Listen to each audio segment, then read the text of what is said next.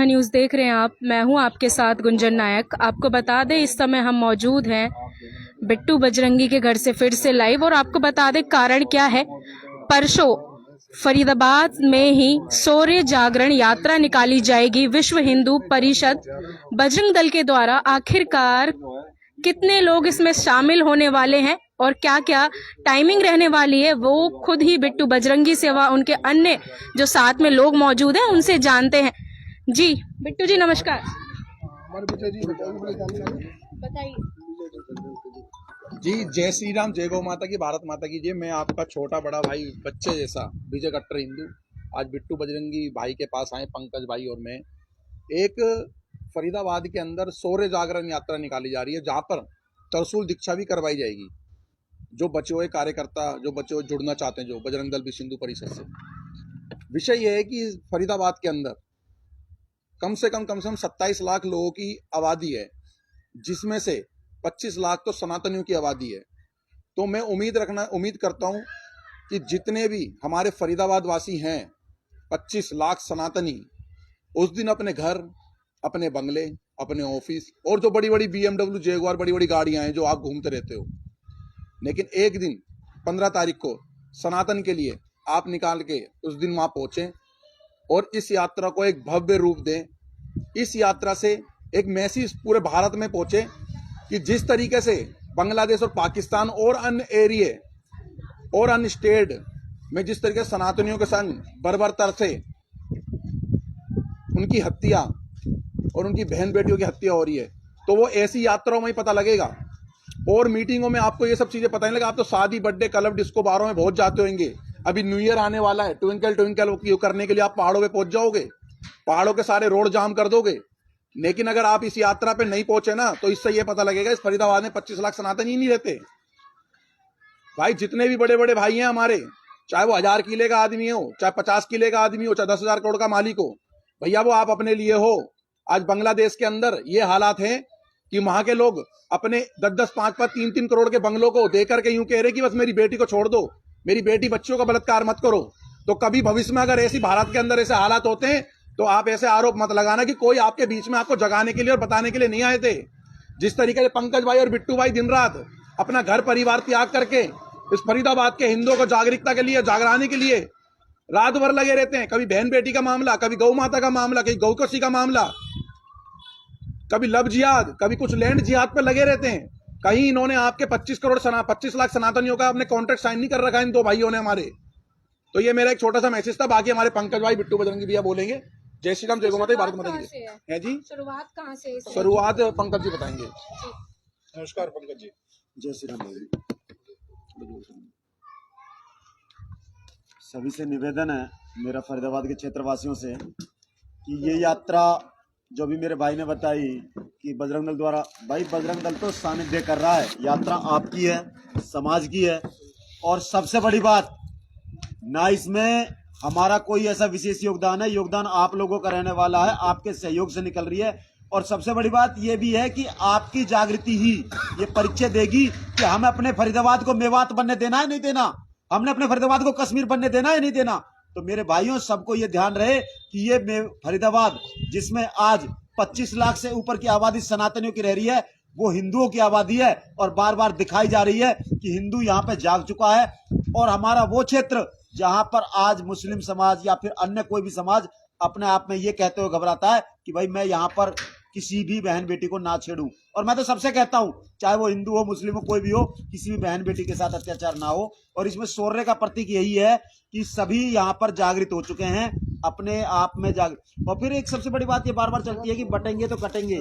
तो मेरे भाइयों, हमें एक रहना है। जो एक रहेंगे वो नेक रहेंगे, सुरक्षित रहेंगे। तो यहाँ तो सबसे ही निवेदन है मेरा कि आपकी यात्रा है, आपको ही सफल बनानी है, आपको इसमें सहयोग करना है, सारे समाज को सम्मिलित होना है। इसमें कोई भेदभाव नहीं होना चाहिए, जातिवाद का कोई भेदभाव नहीं होना चाहिए। सबकी है, सबको मंच मिलेगा, सबको सम्मान मिलेगा, ये सबको आना चाहिए इस यात्रा का। कहाँ से कहाँ तक? तिलपत मंदिर, बाबा सूरदास मंदिर।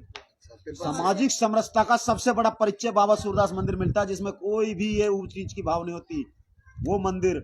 और फिर फरीदाबाद, जिसका नाम बाद में फरीदाबाद पड़ा, वो तिलप्रस्थ धाम है। ये फरीदाबाद जहां पर रह रहे हैं, पांडवों द्वारा जो 5 गांव मांगे गए थे उसमें से एक गांव ये तिलप्रस्थ है, जो 5 गांवों में मांग गई इसका थी। समापन कहाँ है इस यात्रा का? ये यात्रा पुस्ता रोड पर काली माता मंदिर पर वहां पर समापन होगा। अपने पल्ला से चल करके पल्ला सेतपुर, तिलपत, पल्ला, सेतपुर और उसके बाद अगवानपुर और बसंतपुर गांव होते हुए पुस्ता रोड पर काली माता मंदिर पर इसका समापन होगा। साथ में इसमें संतों का आशीर्वाद मिलने वाला है, बड़े बड़े संत आएंगे और संतों का मार्गदर्शन मिलेगा। सुबह 8 से 9 बजे तक हवन, 9 से 10:30 बजे तक संतों का आशीर्वाद और 10:30 बजे से यात्रा प्रारंभ हो जाएगी, जो कि लगभग 2 बजे तक समापन होगा। मेरे भाइयों, सबसे निवेदन है इस यात्रा में सम्मिलित हों, संतों के विचार ग्रहण करें और समझें कि आज देश और कहाँ परिस्थिति में आ चुका है और विदेशों की स्थितियों को समझते हुए अपने देश को हमें कहाँ रखना है। जय श्री राम। यहाँ पर एक बात और रखनी थी बिट्टू भैया, 1 सेकंड की। लेकिन देखो, हमने अपनी बात तो रख दी है, लेकिन ये जन जन तक बात कैसे पहुंचेगी? आपको घर तो नौता लेकर के नहीं जाना है, केवल अपने पड़ोसियों को, अपने जानकारों को, फरीदाबाद वासियों को और भारत में कहीं पर भी है, आप इन वीडियो को शेयर करके ना ये मैसेज जरूर पहुंचा देना। इतना योगदान आपका चाहिए। बाकी बिट्टू भैया क्या कहेंगे? जय श्री राम।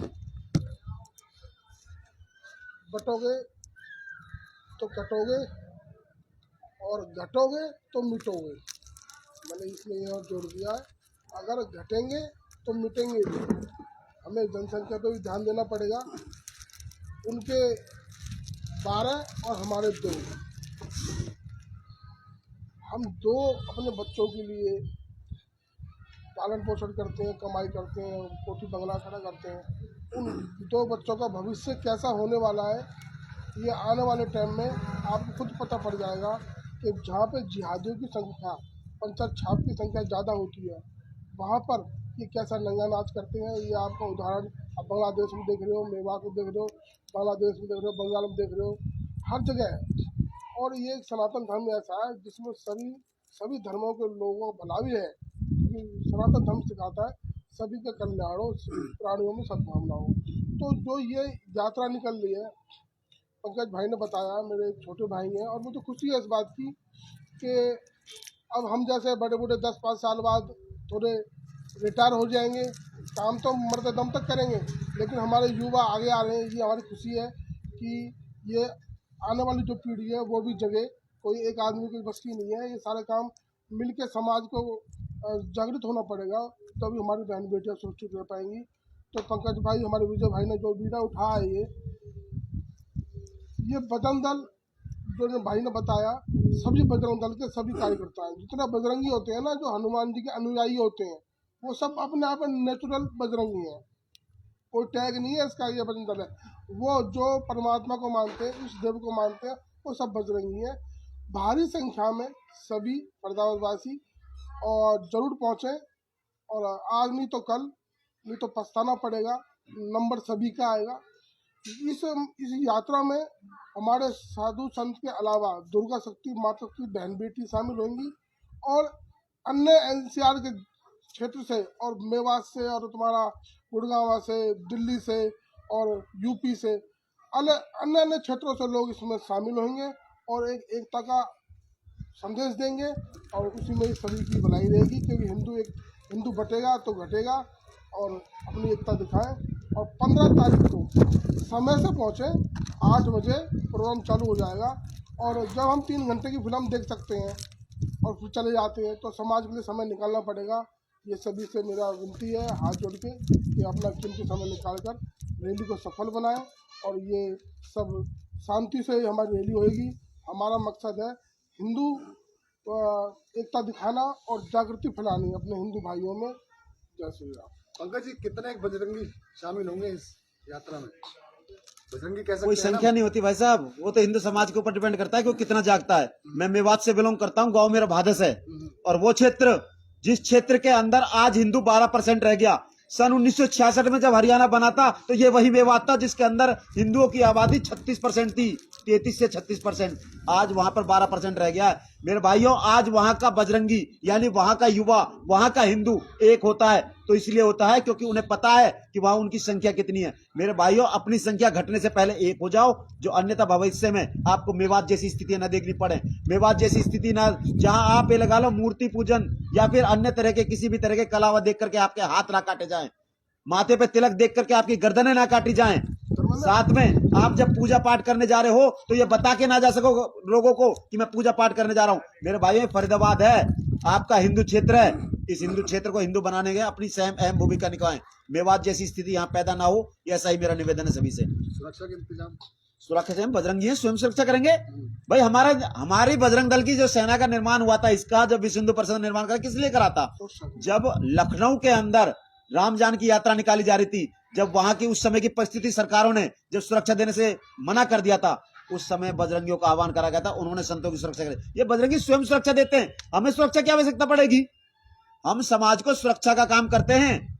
ये बजरंग दल की सेना है, यहाँ लोग खुद से सुरक्षा मांगने आते हैं। भैया यहाँ तो स्वयं सुरक्षा, और कौन प्रशासन की सुरक्षा के भरोसे बैठे रहेंगे? प्रशासन की सुरक्षा के भरोसे ना कल बैठे थे, आज ना आज बैठे हैं। वो हमारे अपने हैं, लेकिन उन्हें भी जरूरत पड़ेगी तो हम खड़े हैं, और हमें जरूरत है तो वो खड़े हैं। तो भैया सबसे एक साथ काम करेंगे और यहाँ सब आपस में एक दूसरे के सहयोग के लिए। जय श्री राम। जैसे